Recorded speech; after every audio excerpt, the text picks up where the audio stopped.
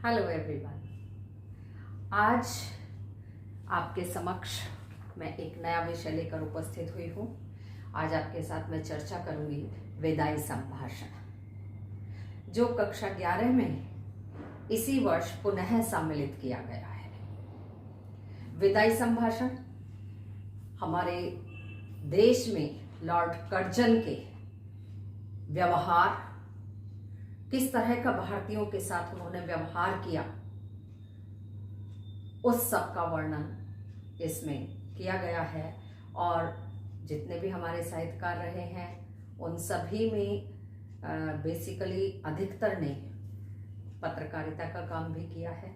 और यहाँ लेखक साहित्यकार बाल मुकुंद गुप्त जी के द्वारा लिखा हुआ कर्जन की विदाई पर एक भाषण का अंश दिया गया है। इससे पूर्व लेखक परिचय संक्षिप्त रूप में जान लेते हैं। लेखक बाल मुकुंद गुप्त जी का जन्म 1865 में हरियाणा के रोहतक जिले के गुडियानी गांव में हुआ था। इनके पिता का नाम लाला पूरनमल था और इनकी आरंभिक शिक्षा गांव में ही उर्दू भाषा में, क्योंकि आजादी से पूर्व का लिखा हुआ ये अंश है, तो उस समय हमारे देश में उर्दू या अंग्रेजी का प्रचलन था। इन्होंने बाद में हिंदी सीखी। मिडिल कक्षा तक इन्होंने पढ़ाई की, पर स्वाध्यायी थे और उसी के द्वारा इन्होंने बहुत सा ज्ञान अर्जित किया। खड़ी बोली और आधुनिक हिंदी साहित्य को स्थापित करने वाले लेखकों में इनका नाम गिना जाता है। इन्होंने कई सारे अखबारों में अपना योगदान दिया। इन्होंने उर्दू के 2 समाचार पत्रों में अखबार चुनार और कोहिनूर का संपादन भी किया। बाद में हिंदी के समाचार पत्र हिंदुस्तान, हिंदी बागबासी, भारत मित्र आदि का संपादन इनके द्वारा किया गया। इनकी मृत्यु 1907 में हो गई थी। इसके बाद हमारा दूसरा यहां लिखा हुआ टॉपिक है पाठ का सारांश। विदाई संभाषण, जैसा मैंने कहा है, वायसराय कर्जन जो भारत में 1899 से 1904 तक रहे, फिर 1904 से 1905 तक, यानी 2 बार वो वायसराय रहे। उनके शासन से भारतीयों की स्थिति का यहां खुलासा देखने को मिलता है इस अंश के माध्यम से। यह अध्याय शिव शंभू के चिट्ठे का अंश है। कर्जन के शासनकाल में विकास के बहुत सारे कार्य हुए, नए नए आयोग बनाए गए, किंतु उन सब का उद्देश्य केवल शासन में अपने गोरों का वर्चस्व यानी अंग्रेजों का अधिकार स्थापित करना था, भारतीयों को उससे स्थगित करने का था, वहां से हटा देने का।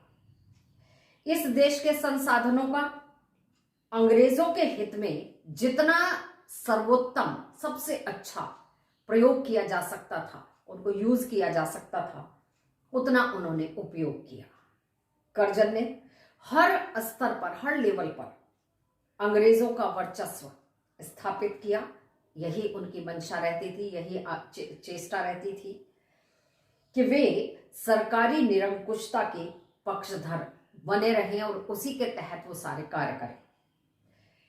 इसी के तहत प्रेस की स्वतंत्रता वो भी उन्होंने जो है छीन ली थी, उस पर प्रतिबंध लगा दिया था कि जो भी गवर्नमेंट आपको आदेश देगी केवल समाचार पत्रों में, पत्रिकाओं में वही छापेंगे।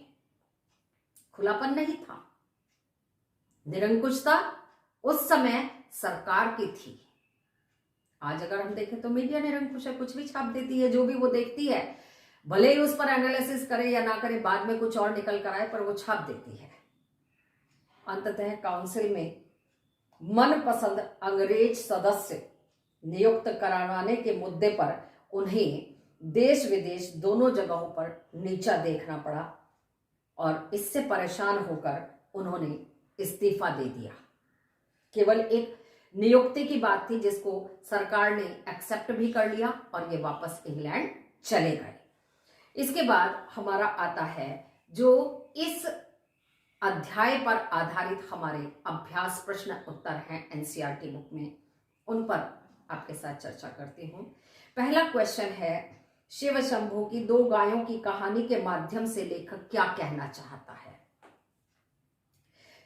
लेखक शिव शंभू की दो गायों की कहानी के माध्यम से यह स्पष्ट करना चाहते हैं, ये कहना चाहते हैं कि भारत में मनुष्य तो मनुष्य, यहां के पशुओं में भी अपने साथ रहने वाले के प्रति लगाव होता है। और अंग्रेज तो इतने वर्ष रहे भारतीयों के साथ भारत में, उन्हें फिर भी लगाव नहीं हुआ। वे स्वयं को दुख पहुंचाने वाले व्यक्ति के बिछुड़ने पर भी, क्योंकि लॉर्ड कर्जन ने भारतीयों के प्रति सौतेला व्यवहार किया, दुर्व्यवहार किया, परंतु उसके बाद भी जब वो यहां से विदा हुए तो भारतीयों ने उनके प्रति पीड़ा महसूस की, बिछुड़न का दर्द महसूस किया। और मनुष्य के जीवन में ये भावनाएं सबसे अधिक महत्वपूर्ण होती हैं, संवेदनाएं, दुख सुख महसूस करना। शिव शंभू को की मारने वाली गाय के चले जाने के बाद जो दुर्बल गाय थी, जो उसे परेशान करती थी रोजाना, उसने भी चारा नहीं खाया अकेलेपन के कारण। यहां बिछुड़ते समय बैर भाव को भुला दिया जाता है। ये भारत की विशेषता है, भारतीयों की विशेषता है। विदाई का समय हमेशा ही करुणा उत्पन्न करने वाला होता है। दूसरा क्वेश्चन है, 8 करोड़ प्रजा के गिड़गिड़ाकर विच्छेद न करने, बंग भंग जब किया गया था, बंगाल का विभाजन जब किया गया था, वह वर्णन यहां किया गया है कि प्रार्थना करने पर आपने जरा भी ध्यान नहीं दिया। यहां किस ऐतिहासिक घटना की ओर संकेत किया गया है? प्रस्तुत अंश में, प्रस्तुत वाक्य में लेखक ने बंगाल के विभाजन की ऐतिहासिक घटना का वर्णन किया है। लॉर्ड कर्जन 2 बार भारत के वाइसराय बनकर आए। उन्होंने भारत पर अंग्रेजों का प्रभुत्व स्थापित करने के अतिरिक्त बहुत सारे अंग्रेजों के पक्ष में ऐसे काम किए जिससे, क्योंकि वो पक्षधर थे, उनके भारत में रहते हुए राष्ट्रवादी भावनाओं को दमन करना, जितने भी भारतीय थे अपने राष्ट्र के प्रति समर्पित थे, उनका दमन करना, कुचलने का काम उसने किया। और 8 करोड़ जनता के लाख मना करने पर, लाख प्रयास करने पर भी उन्होंने बंगाल का विभाजन रोका नहीं। बंगाल का विभाजन करने की योजना बनाई और कर्जन की इस बात को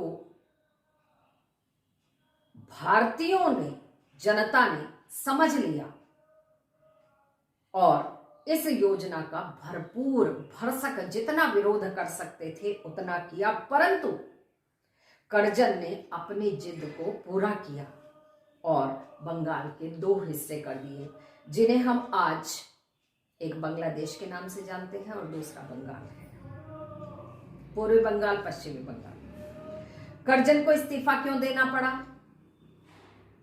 कर्जन के इस्तीफा देने के 2 कारण थे। पहला था बंगाल विभाजन का लागू होना, अप्लाई होना, सारा देश उनके विरोध में खड़ा हो गया था और उन्होंने चूंकि राष्ट्रीय ताकतों का दमन किया था, उन्हें समाप्त करने का काम किया था, परंतु वो विफल रहे। जैसा पहले भी हमने पढ़ा है कि भारतीयों के साथ जितना भी वो अत्याचार करते थे मनोबल तोड़ने के लिए, भारतीय दुगने उत्साह से अपने देश को आजाद कराने का, अंग्रेजों का विरोध करने का काम करते थे। उल्टे ब्रिटिश शासन की जड़ों को ही भारतीयों ने हिला दिया। और दूसरा कारण था, कर्जन इंग्लैंड में एक फौजी अफसर को अपने इच्छित पद पर नियुक्त करवाना चाहते थे। उन्होंने उनकी सिफारिश भी की, जिसको इंग्लैंड सरकार ने नहीं माना। केवल इस बात की अकड़ में उन्होंने इस्तीफा दिया कि मैं इस्तीफा दूंगा, तो ये मानेंगे नहीं, इसको एक्सेप्ट नहीं करेंगे और इन्हें ये नियुक्ति मेरे कहने से करनी ही पड़ेगी। परंतु हुआ इसके विपरीत। अंग्रेज सरकार ने उनकी जो रिजाइन था, त्याग पत्र था, वो स्वीकार कर लिया और उन्हें अपना पदभार छोड़कर वापस जाना पड़ा। नेक्स्ट क्वेश्चन आता है, विचारिए तो क्या शान आपकी इस देश में थी और अब क्या हो गई? क्योंकि जब पदासीन थे तो अपनी मर्जी से काम करते थे, भारतीयों का हर उनकी इच्छा का विरोध करते थे, राष्ट्रवाद का दमन करते थे, उनकी इच्छा के विपरीत काम करते थे, केवल और केवल अंग्रेजों का प्रभुत्व स्थापित करने के लिए, उनका अस्तित्व बनाने के लिए, उनका वर्चस्व स्थापित करने के लिए। कितने ऊंचे होकर आप कितने नीचे गिरे। बड़ा सुंदर व्यंग रचना है ये, यदि आप ध्यानपूर्वक पढ़ें। आशय स्पष्ट कीजिए। लेखक ने यहां कहा है कि कर्जन की भारत में बड़ी शान शौकत थी। दिल्ली दरबार में उनका वैभव चरम सीमा पर था। पति पत्नी को कुर्सी जो मिली हुई थी वो सोने की थी और उनका हाथी सबसे ऊंचा तकड़ा हाथी था, हष्ट पुष्ट था और सबसे आगे रहता था, सबसे आगे चलता था। सम्राट के भाई के स्थान भी, यहाँ का जो भारत का उस समय का सम्राट था उसका स्थान भी इनके आसन से, सिंहासन से नीचा हुआ करता था। इनके इशारे पर जितना भी प्रशासन था, राजा थे, धनाढ्य लोग थे, वो जैसे ये कहते थे वैसे ही चलते थे, इशारों पर नाचते थे। इनके संकेत पर बड़े बड़े राजाओं को मिट्टी में मिला दिया गया था, नष्ट कर दिया गया था। अनेक निकम्मों को बड़े पद मिले, क्योंकि हमेशा से चापलूसों का वर्चस्व रहता है। इस देश में भगवान और एडवर्ड के बाद यदि किसी का स्थान आता था तो वो केवल कर्जन का आता था। परंतु इनकी एक जिद के कारण इन्हें इस्तीफा देना पड़ा और भारतीयों के राष्ट्रवाद को खत्म करते करते, उनका खात्मा करते करते एक दिन ये स्वयं ही समाप्त हो गए। ना पद रहा और ना वैसा वर्चस्व रहा। इनकी सिफारिश एक पर केवल एक आदमी की नियुक्ति नहीं की गई थी, जिसके कारण इन्होंने इस्तीफा दिया और पद से विमुक्त हो गए। अंतिम क्वेश्चन आता है, आपके और यहाँ के निवासियों के बीच में कोई तीसरी शक्ति भी है, और वो तीसरी शक्ति होती है परमात्मा की शक्ति, सदैव से विद्यमान रहती है, जो इस संसार को चलाता है। यहाँ तीसरी शक्ति किसे बताया गया है, किसे कहा गया है? तीसरी शक्ति से अभिप्राय उस समय ब्रिटिश शासकों से थी, क्योंकि लॉर्ड कर्जन भारत में शासन करते हुए, वायसराय रहते हुए स्वयं को ही भगवान मानते थे। और यहां इनके इस्तीफा दे, क्योंकि इनकी जिद को माना नहीं गया, जिसकी ये नियुक्ति करवाना चाहते थे ब्रिटिश सरकार ने वो नियुक्ति नहीं की, तो यहां ये व्यंग किया गया है कि हमारे और तुम्हारे अतिरिक्त भी कोई और शक्ति है। वैसे तो भगवान का दर्जा होता है, पर यहां उस समय के ब्रिटिश शासन का दर्जा बताया गया है, जो ईश्वर तुल्य माना जाता था। इंग्लैंड में रानी विक्टोरिया का राज था, उन्हीं के आदेशों का पालन वायसराय को भी करना पड़ता था। वह ब्रिटिश के हितों की रक्षा करता था। भारत में कर्जन था, कर्जन की नियुक्ति भी इन्हीं उद्देश्यों के पूर्ति करने के लिए की गई थी कि आप भारत में रहते हुए जो ब्रिटिश शासन के अधिकार थे, जो उनका एक स्थायित्व उन्होंने अपना यहाँ वर्चस्व स्थापित कर लिया था, अधिकार उसको कायम रखना था, वो हिलना नहीं चाहिए। और जब ब्रिटिश शासकों को ये लगा कि कर्जन उनके हित को नहीं बचा पा रहा है, उनके इस शासन को, उनके इस वर्चस्व को नहीं बचा पा रहा है, क्योंकि भारतीयों ने विरोध करना शुरू कर दिया था, तब उन्होंने अवसर देखते ही इनको हटा दिया। हालांकि कार्य तो इन्हीं के द्वारा किया गया था, इन्होंने स्वयं ही जिद में आकर इस्तीफा दिया था, परंतु ब्रिटिश सरकार ने उसे स्वीकार कर इन्हें पदच्युत कर दिया और पद से विमुक्त होकर इनको ब्रिटिश वापस जाना पड़ा इंग्लैंड।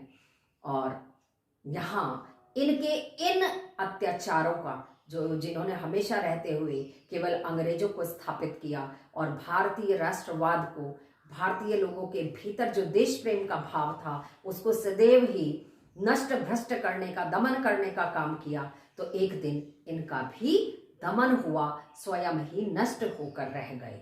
सो स्टूडेंट्स, इस अंक में यहीं तक। अगले अंक में नए विषय के साथ आपके साथ चर्चा करूंगी। Take care. कोरोना का फिर से एक बार लग रहा है कि पुनः अपने पैर पसार रहा है, तो घर में रहिए, आप लोग सुरक्षित रहिए और ध्यान रखिए, मास्क का ज़रूर पालन कीजिए, ज़रूर पहनिए, पब्लिक प्लेस पर कम से कम आवाजाही रखिए। धन्यवाद।